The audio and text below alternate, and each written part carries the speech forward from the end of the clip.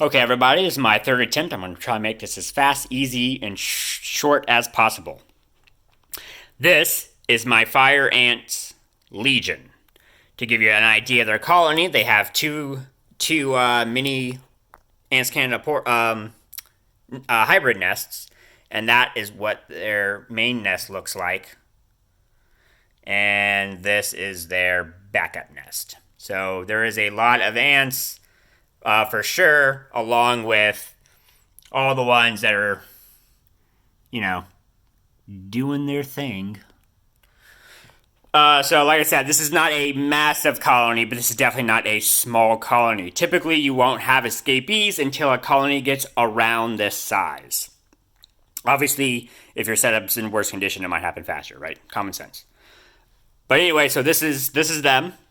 And so what I do is I have a distraction. In this case, it was a wasp nest from my backyard, because I know they like it, because of whatever's in there when I collect it. So I leave this on the table. So if they were to get out, this is what they find, and they just go here. Unfortunately, they found something over here, so they've split off. And this is not the biggest, best table to do this on. And this is really the first time I'm proving all this works. So we're kind of learning at the same time here. Definitely want a bigger table, and I would recommend this being in the center now, just because it'd be easier to clean up. And how about you? I have a bad back. I can't be leaning over tables all day.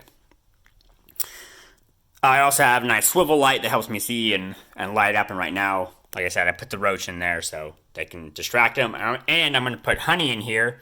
I give them enough honey that they use the cotton to put it in rather than their corpses and whatever trash that is, the rotting meat that they don't want, I guess. I don't know. And so, yeah, so I put the honey here, put the cotton on it, and then wait for them to clear it out. It's almost like they wait for it to become hard candy, and they'll take it out piece by piece and just move the cotton along or do whatever they do with that cotton until it's looking back as if I had never even put honey on the thing.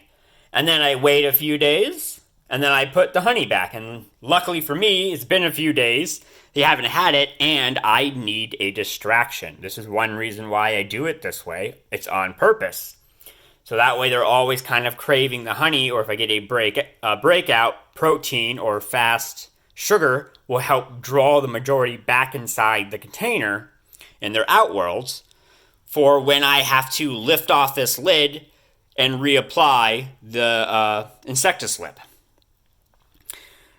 And these ones here will eventually try and crawl back in, because Ants Canada had that video where he proved that if they're separated from the colony too long and too far away, they just go idle. But if they're close enough to the colony, they can smell the colony. Sometimes, particularly on hot days with a trash pile like this, there is a unique scent that I can smell that the fire ants put off. I can smell it. When they're concentrated like this, like check out your test tube or something next time, and you'll smell it. Particularly if you know for a fact their poop and garbage is not really inside the nest. Right, that means it's their straight up odor or something.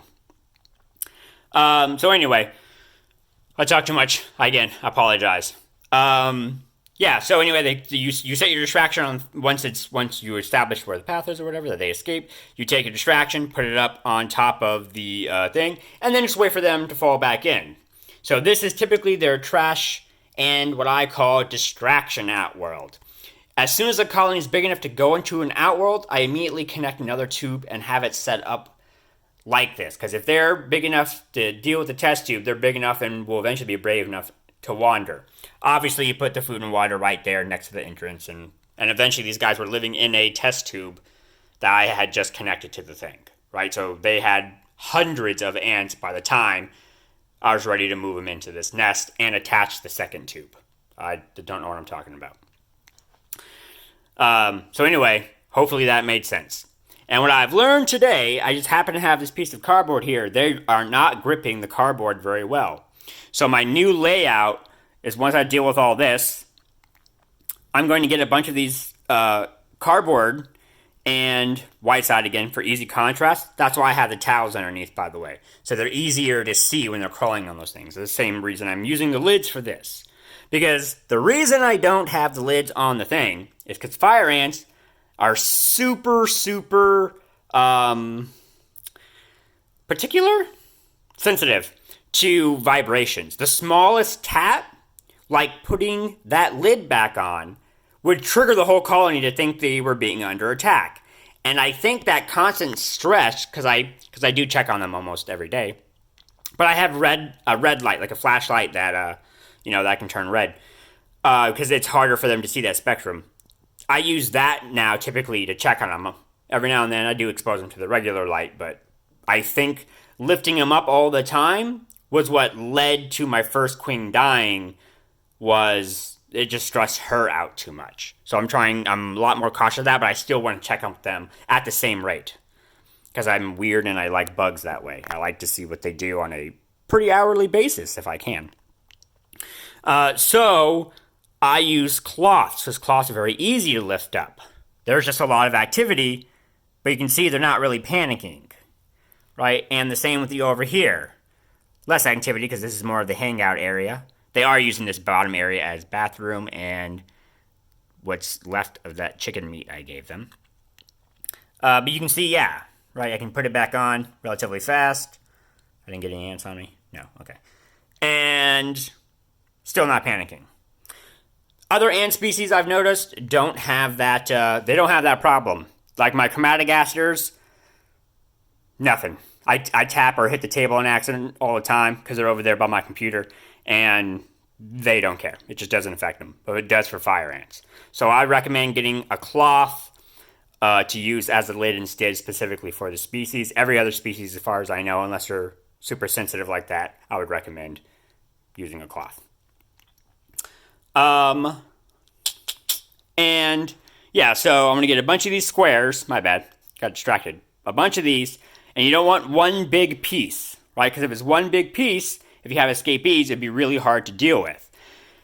So like I can see a little ant on there right now. Just have to take the thing, tap it a few times, and boom. See? Whoop. Is it still on? Okay, we'll get off this time. There you go. See? I sucked because I have a phone in my other hand, but you can see just a simple one finger tap would do the trick, let alone if you had two hands, right? So you take these one off at a time, like where they're walking on the trail, and just keep dumping them back in and knocking them out, right? So that way you don't have to vacuum and stuff like that. But you do want little tiny sections, once again. You don't want one big piece, otherwise it's going to defeat the purpose. Yeah, so go ahead and watch the next video for what to do next. And I don't know if I'll have honey in there at the time. I am waiting a little bit for reasons I don't really know. But that's just how I've decided to do this. So there you go. I talk too much again. I got to stop apologizing. That's annoying. That's annoying me. Okay, well, go ahead. I'll try and make the video shorter. My bad.